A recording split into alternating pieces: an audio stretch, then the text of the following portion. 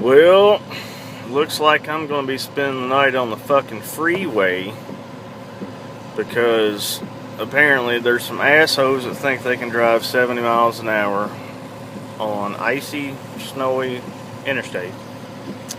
Traffic's backed up. They're predicting 10 inches of snow in this fucking area, and I don't see shit happening anytime soon.